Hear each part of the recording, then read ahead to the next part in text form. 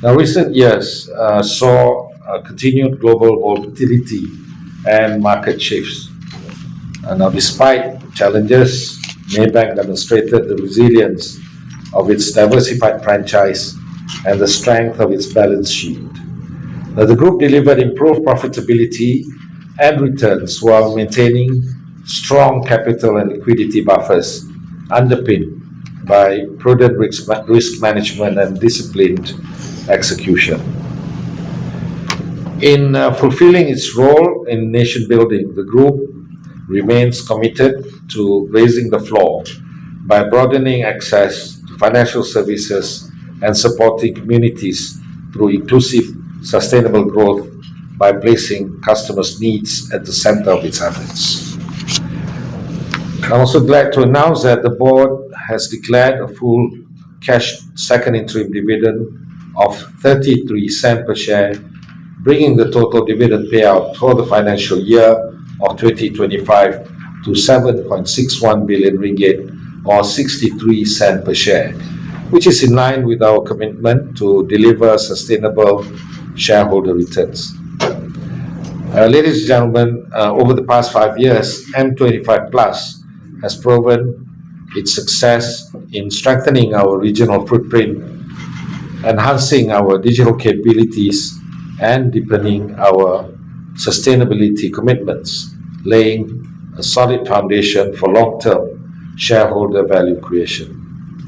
Now, building on this progress, we recently announced our new 5-year strategic roadmap, RAW 30, which reflects the next phase of our journey.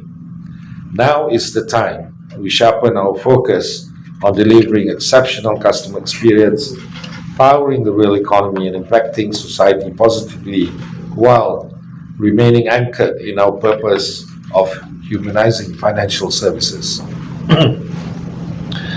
While global uncertainties persist, domestic demand across our home markets continue to provide underlying support.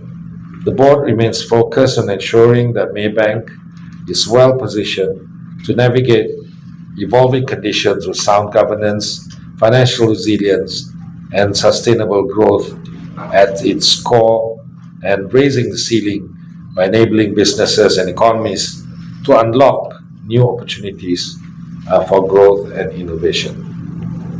Now, on that note, I will now hand over to Encik Shafiq to walk through our financial performance, and we can have the question and answer session after that. Thank you. Thank you, Nancy. Okay, the slide before you is showing our some key highlights of our profits for FY25. So overall profit after tax came in at 10.5 billion.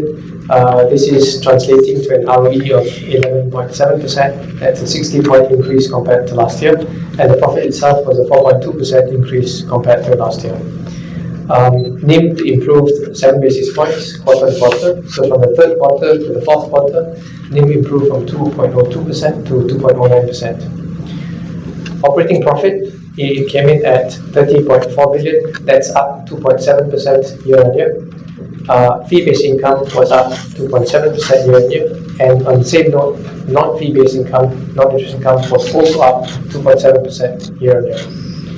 Overhead costs came in at 14.8 billion. That's an increase of 2.6% year on year.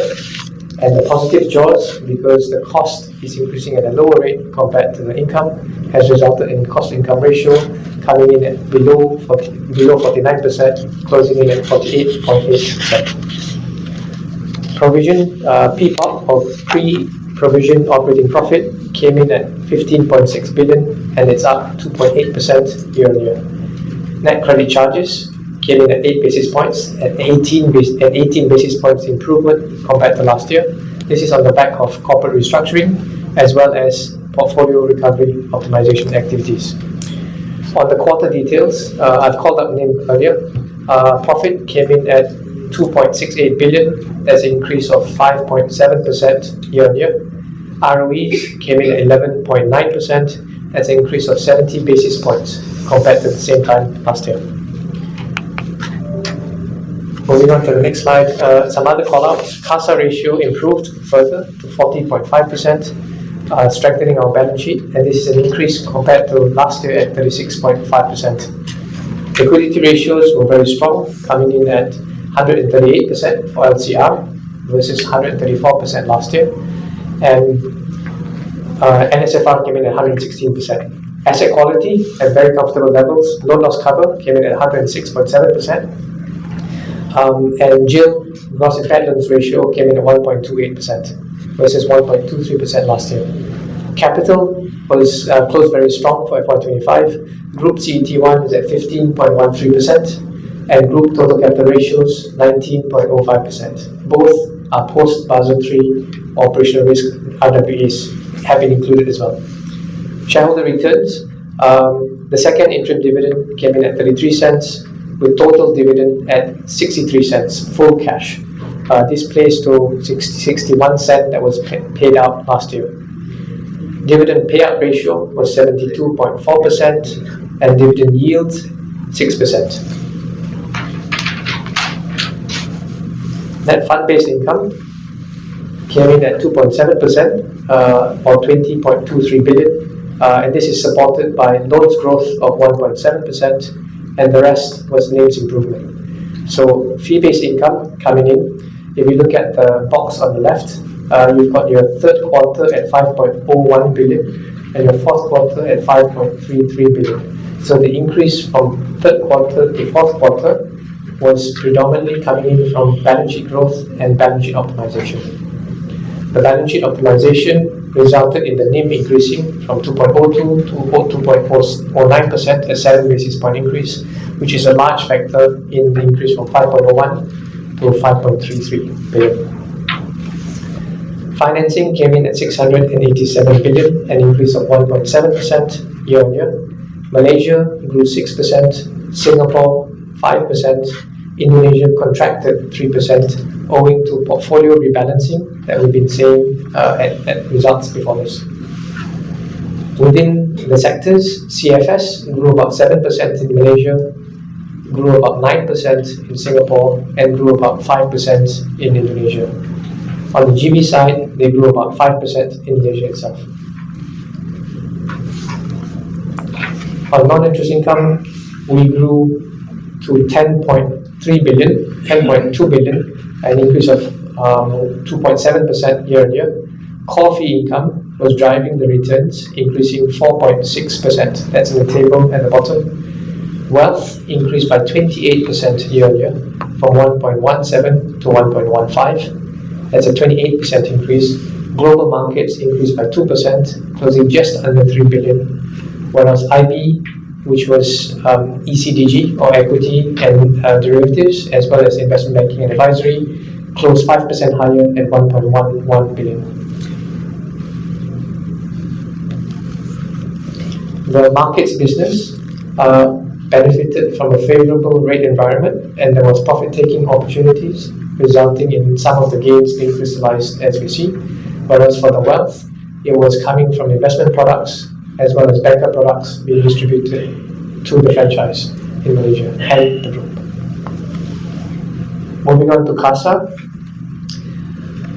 CASA closed at 296 billion. That's an increase of 9% year on year. You see that on the left bar, bottom left, an increase of 9% year on year. And you see the splits across the different markets. Malaysia growing 6%, 6 to 7% in Malaysia. Indonesia growing 29%, and in Singapore growing 29%, and Indonesia growing 6%. This is partly owing to balance sheet rebalancing, where we were looking at deposit sources and re-optimizing between FDs, CASA, and other funding sources. So you also see within Malaysia, at the very top bar, the grey bar, there's a reduction of about 3.6%. Those were some very expensive deposits that we attracted, and we rebalanced with either CASA or FDs. And that together, same activities being done in Indonesia as well as in Singapore, have resulted in the NIMs expanding for the year. LDR closed at 93.8%, and liquidity ratios came in very healthy. LCR is 138% on the right hand side, and NSFR is 117% again on the right hand side. Net credit charges ECL improved to about 0.6 billion, owing to corporate restructuring and some recoveries within the portfolio. Net credit charges improved to 8 basis points from 26 basis points last year. Loan loss cover came in above 100% at 107 percentage points. MOAs stood at 2.3 billion, and this comprised of retail, corporate, and also included some portions of estimates for provisions against tariffs. You see the details of that at the bottom left-hand corner of the slides. Gross impaired loan ratio came in at 1.28%. This is the middle bar.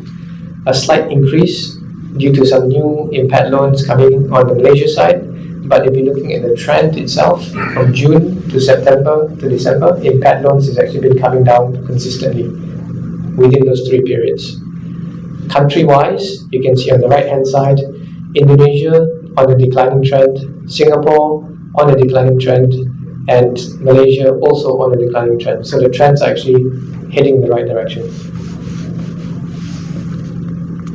In terms of M25, a few callouts. We've completed M25, which has formed the foundation or the base for our Raw 30 plans that was announced last month. We have wealth management closing in at 28% or 1.28% increase to 1.5 billion. The AUM for wealth also increased. Islamic wealth increased to 18.22 billion. That's an increase of 27% year on year. Non-retail or SME was another focus area, and we see that growing across the board. Malaysia 9%, Singapore 18%, Indonesia 6%.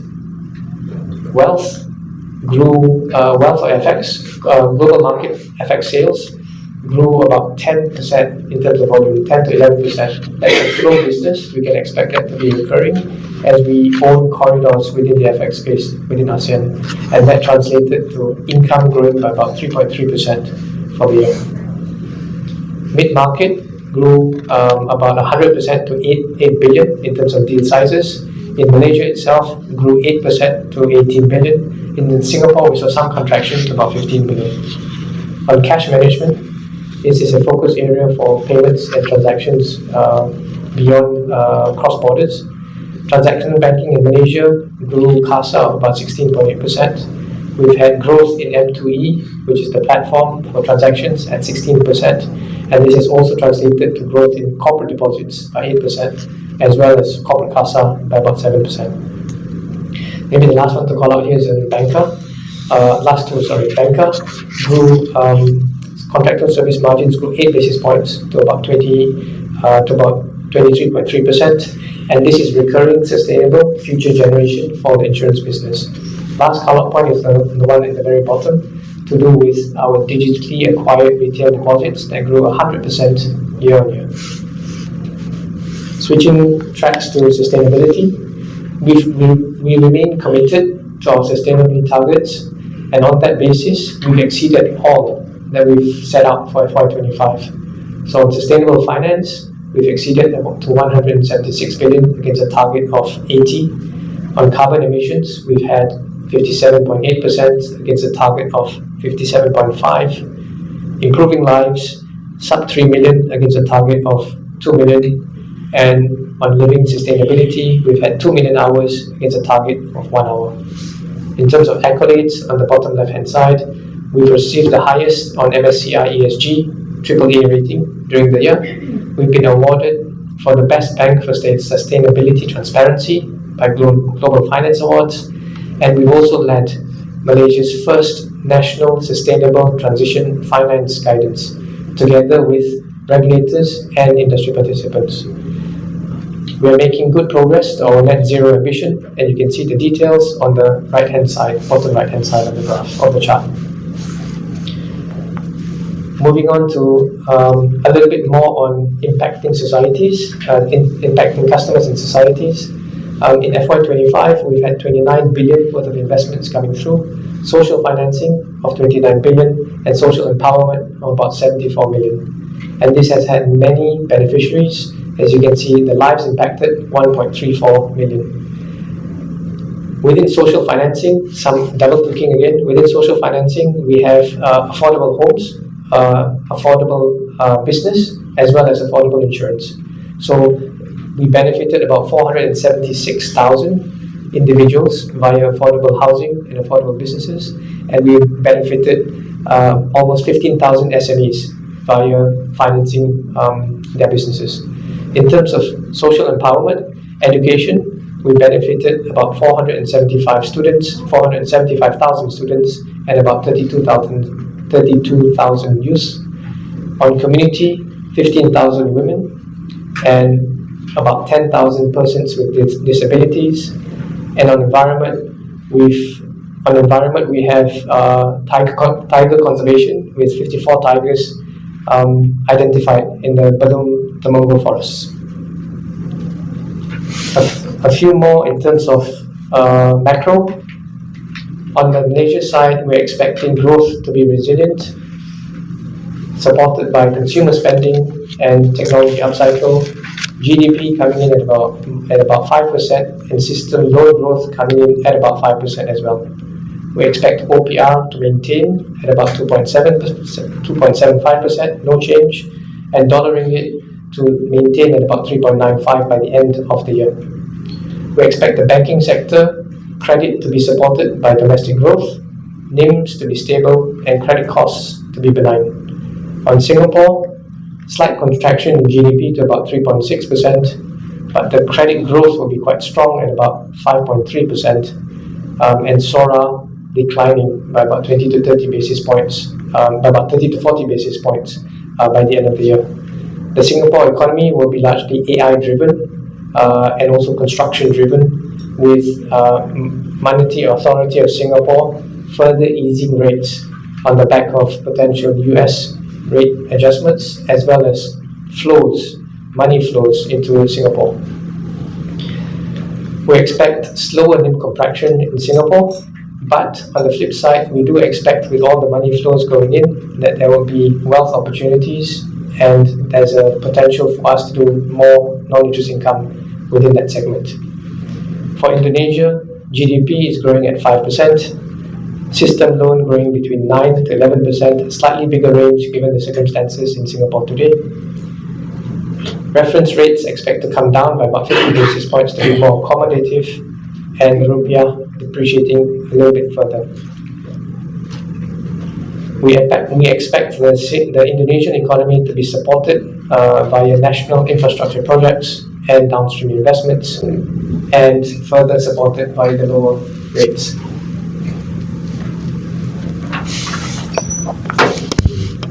Moving on to a recap of our FY25 as well as what we're guiding for FY26. For FY25, we've met 4 out of the 5 key metrics that we've guided out. In terms of ROE, we've closed at 11.7% against the guidance of 11.3, one real tick. On cost-to-income ratio, we closed at 48.8% versus 49% that we guided is another green tick. On net credit charges, 8 basis points versus 20, another achievement. And net interest margins we maintained at 2.05 and we guided stable. The only one that we missed was on loans growth, where we came in about 1.7%. Moving on to FY26, which is the extreme right-hand column. Our guidance for ROEs is more than 11.8%.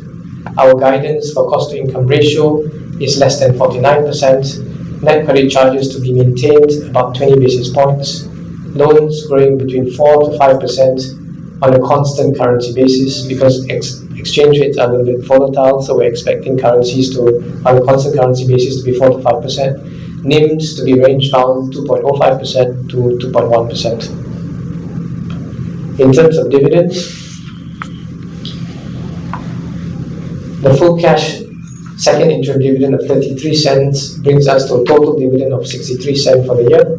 This translates to a payout ratio of 72.4% and a dividend yield of about 6%. Also, point to note, the 63 cent full cash is the second highest payout in the last 10 years.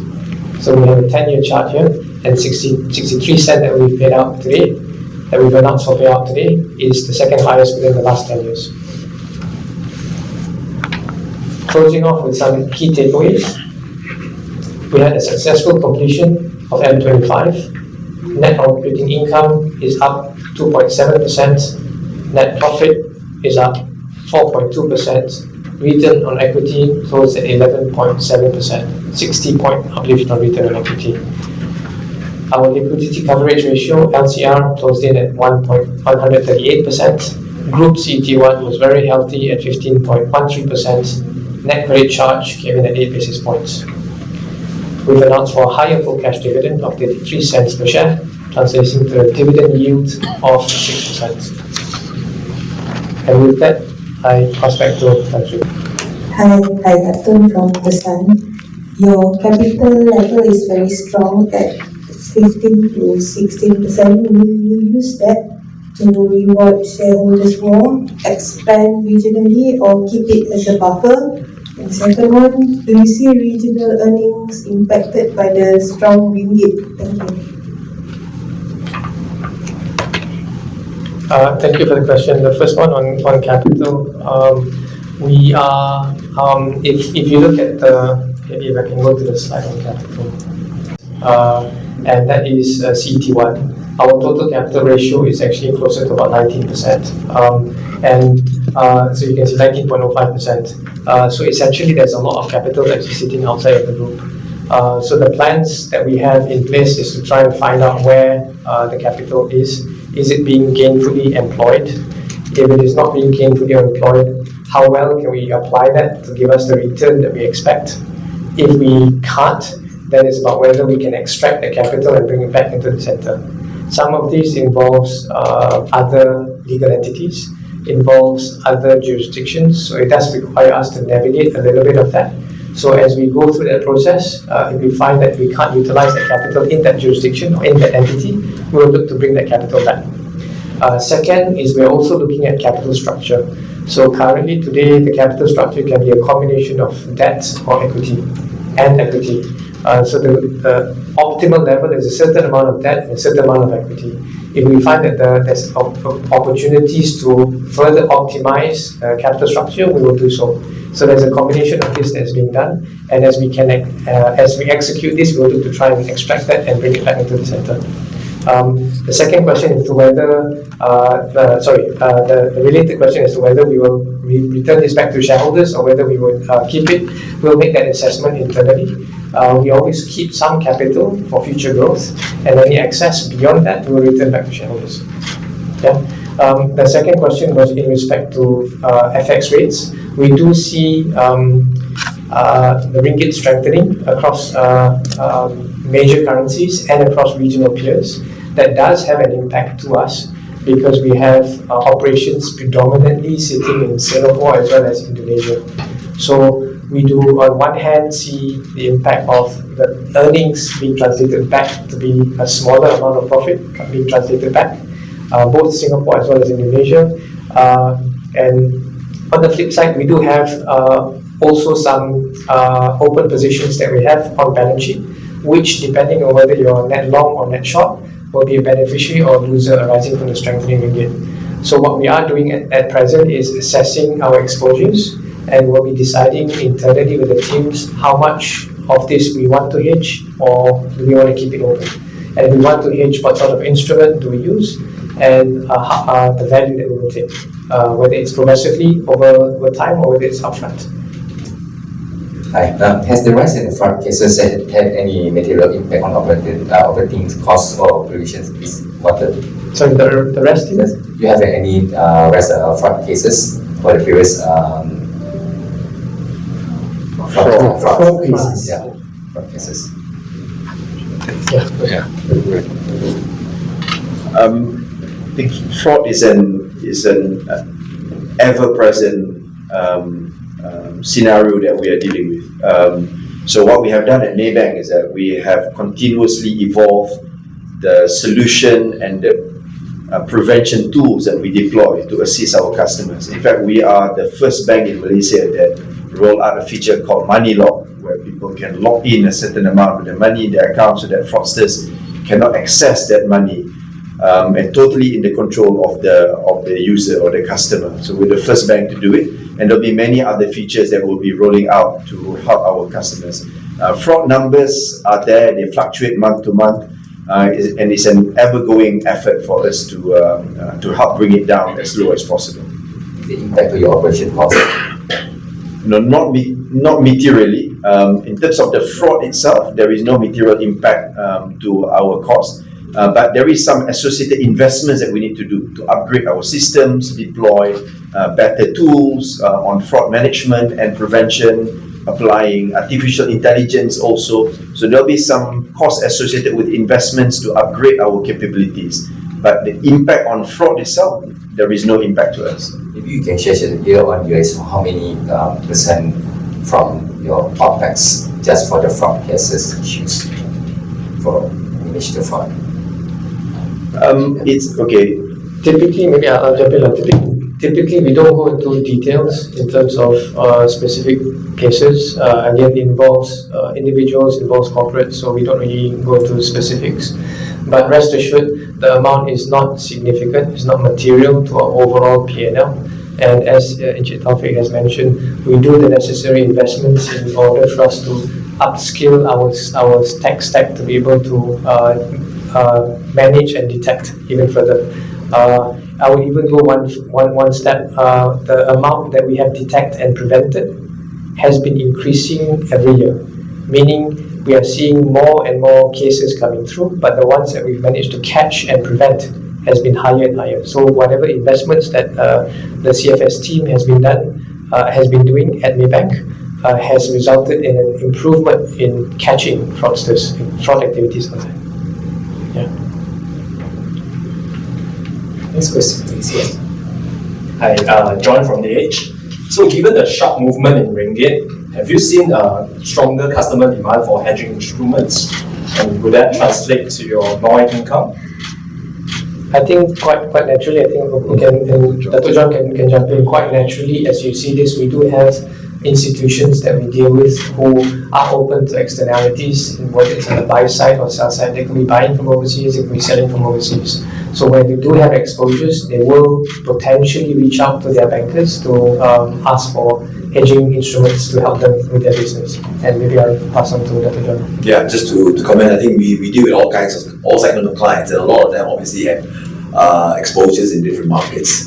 And obviously, quite a number of them hedge their positions depending on the business and sectors they're in. So we dare to support them with the solutions that we have, given our positions in the market, especially our positions in markets across ASEAN. So yes, we do. So in your prospects, you say 2026 asset quality will remain a priority. Could you decipher further on what areas and which country perhaps?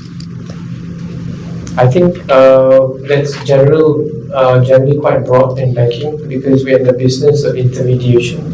We're in the business of getting capital from depositors and investors in our financing instruments, and we are lending that out to the general broad market, whether that's corporate wholesale, whether that's mid-market, commercial SME, whether that's retail.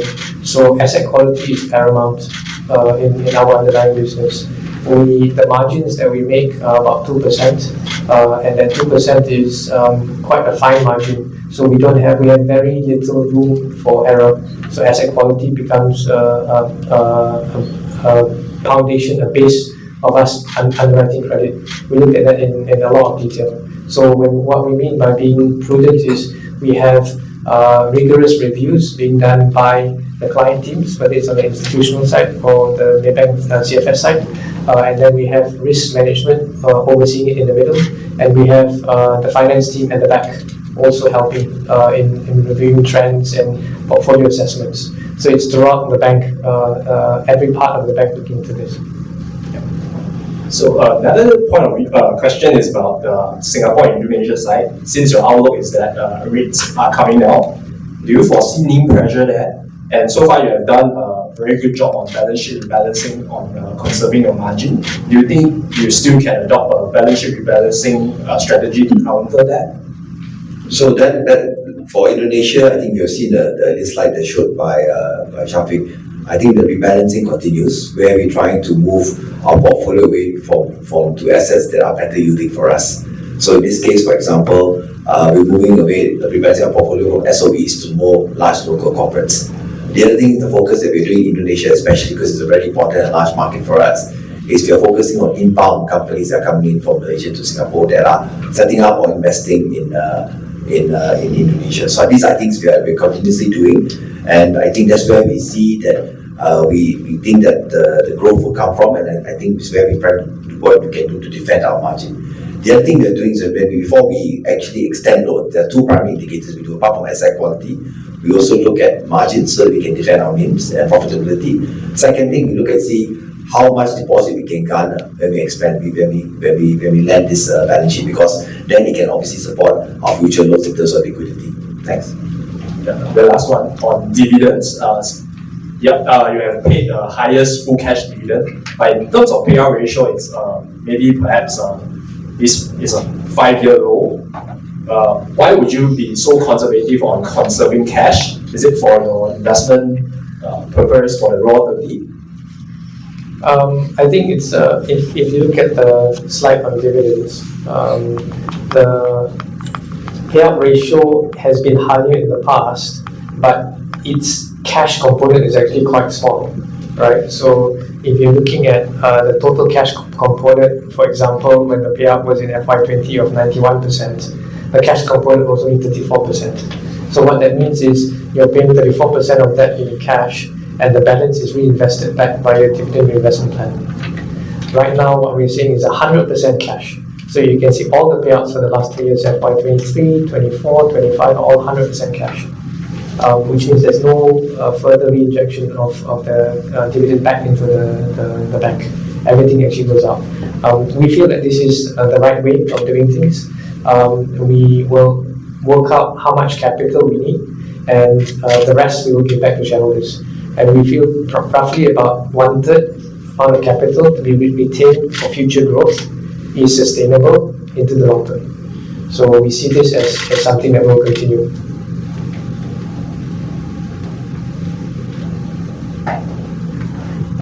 Hi, I'm Selva from Business Today. I've got two questions. One is with regard to your revenue that you announced earlier. There's a slip of 2 billion for 2025. Perhaps you can just elaborate a bit on where did that slip come from? Is it from domestic, or is it from your other segments? Maybe you can just share a bit on that. The second question is with regard to Indonesia. Indonesia has been exercising some rate cuts, and the rupiah is also a bit volatile. So, what's Maybank's view on what's happening in Indonesia at the moment?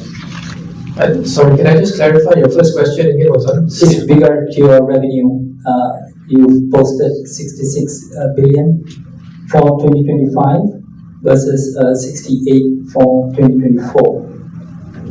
Am I right? Sorry, we've got operating income at 30.38 billion. If you look at the right in front of you here, the top left-hand side, operating income is 30.38 billion, an increase of 2.7% year-on-year. I just want to get that This right. is with regard to your total revenue? Net operating income, yes. Yeah. Net operating income, 30.38 billion. Revenue. Question specifically on Indonesia itself. Okay. Yeah. Indonesia, we expect a rate cut. Indonesia also, the rupiah might continue to depreciate. But our strategy, with Maybank's strategy, is ASEAN. So Indonesia carries with it a population of 300 million and is very resource rich. And therefore, we are unable to be in an ASEAN strategy if we don't have Indonesia. ASEAN has about 600 million in total, and with Indonesia bearing half of that. So we see this as Indonesia as a long-term game for us. This probably presents itself opportunities for us to look at other things that we can do in Indonesia right now. So we are very focused in turning around the business. The business is admittedly not yielding the returns that we would like it to return, and we would like to bring it back up to at least a double-digit ROE in the mid to longer term. I'll come back to you in your first question. Could you share a bit on the strategies that you will be deploying in Indonesia? The strategies in Indonesia? Yeah, the first is a portfolio rebalancing. A while ago, we were looking at corporates in Indonesia, lending, and then that resulted in a lot of credit impairment. They moved and migrated towards SOEs, state-owned enterprises, but that became not as rewarding because we only used to have a one lending product relationship, and that wasn't really yielding enough for us. So we're now migrating to what Dr. John has mentioned, inbound and outbound clients. So Malaysian corporates and Singaporean corporates wanting to go into Indonesia, which we are comfortable with and familiar with. We have the relationship at the headquarters or in Singapore, and we follow those clients in. So with that, we'll be able to expand on the network, not just within one product, but multi-product. And we have the leverage of relationships within the whole countries. So that's the initial for GB side of things, the Maybank GB side of things. On CFS, our presence in Indonesia is very much resonates with the younger generation. So the surveys that we've conducted, Maybank Indonesia has a very good following within the younger base of Indonesians. So what we intend to do is, for our next gen rollout, our new version of the May app, we want Indonesia to be the first. The reason being is our equivalent app in Indonesia today is very, very far behind compared to peers. There is a need for upgrade. We also want to upgrade that in Malaysia and in Singapore, but we are prioritizing the rollout in Indonesia first. So CFS has been growing very well in Indonesia, as you see in the numbers, but we do need to get our fair share of return. So the focus will be on growing the business, but also containing costs. I think we need to work out the cost within Indonesia. Portfolio rebalancing is one that we're looking at as well. So it's multi-pronged strategy. If I can add, we're also focusing on the cross-sell. I think it's very important. So it's not just about one product. So we have coverage teams that look at cross-sell. So I mentioned earlier, it's not just looking at the margin, but looking at theoretically current deposits, FX, payroll, so on and so forth. That's one. Secondly, we're very clear on the sectors we're going to focus. So for example, Indonesia will be plantation. It could be healthcare. It could be renewable energy. And also at the end of the day, given that we are an ASEAN organization, we focus on the relationship that we have, linking our customers across the region and those inbound and outbound from Indonesia. So that's where we feel the growth is going to be, and maintaining our profitability. Thank you. And maybe one last thing, the positive thing about Indonesia is if we can turn it around, it's a sizable investment for us and yielding very low. So if we can turn it around, the impact is actually big, because you can easily go from a 5% ROE to a 10% ROE over time. We can take that question offline. We have the information. Okay, yeah. Maybe I'll get the team to reach out to you. Thanks. Ladies and gentlemen, one more question. Next question. Madam Secretary, I'd just like to know, could you share with us your loan growth target for this year, especially for overall and as well as for Malaysia? I know the guidance is at 4 to 5%, right? So maybe you share with us where the growth is coming from. Yeah. Maybe we'll go back to this. You're looking to revise GDP growth for this year, right? Yeah, so within the GDP growth within the respective markets will be a guide for us in terms of where we want to push forward. So in Malaysia, we want to grow alongside GDP, probably about 5 to 6%. Singapore, about 4 to 5%. Indonesia, about 8 to 10%. So you can use, I've just flashed up over here, if you look at the second line at system credit, the first line is GDP, basically macro indicator of how well the economy is growing. The second line is system credit, which is basically an indication of what the banking industry is likely to grow within the country. So we will be growing around about that, maybe up a little bit or down a little bit, depending on market and depending on product. And what will be the factors that will contribute to this growth, to this loan growth?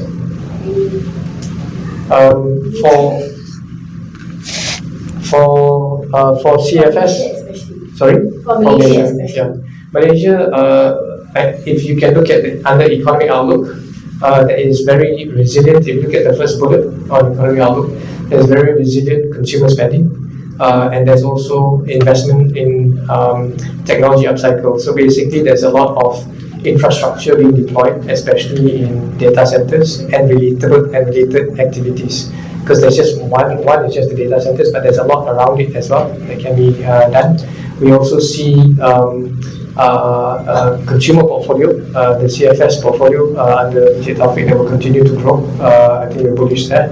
And the other is Johor, Singapore Special Economic Zone. There's a lot of activity happening there, and we are also quite bullish on prospects over there. So if I can add, also one of the areas we'll be looking at moving forward for 2026 is new economies. So things like digital economy and services, things like food security, advanced high-tech manufacturing, so all those things that has been defined. So I think that's the area that we're looking at, where we feel that it's a blue ocean for us, where we can grow. Other things are also, of course, infrastructure and green energy. Apart from the normal PO lending that we've done. So one of the focus areas we're going to do is that. And I think as Shafiq mentioned, as well as Johor SEZ, the Johor SEZ, as well as even data centers. Right, thank you. And the same. But the target is about 5 to 6%, right? Not, I mean, more than last year, which is 6.1%, the overall population. The target is hovering at 5 to 6%. Yeah, we're looking at about 5 to 6%. Maybe just to add, so similarly also for consumer and SME, a lot of the focus here is coming from the large corporates. We expect to have a trickle-down effect to the SME players within the country, and I think that can have also a knock-on effect on consumer spending. And one other thing to add that is perhaps not in this slide is the Visit Malaysia year. We expect that to also have a huge contribution to the economic momentum, particularly on consumer spending. And given our position in both Malaysia and Singapore, that's where we can take advantage obviously of the cross-border GSEZ, as we mentioned. Questions. The net credit charge off rate has dropped significantly. Is that a very positive sign? And what's your view on this in the future trend? The second question is the group CEO Dr. Khairul Saleh on temporary MC or long MC? I'll do the net credit charge and I'll pass to Sri on the question. In terms of the net credit charge, I'm just trying to pull up the slide that we have on this. So we have the FY26 guidance here. We've said that net credit charge is about 20 basis points on a long term for us for FY26 guidance.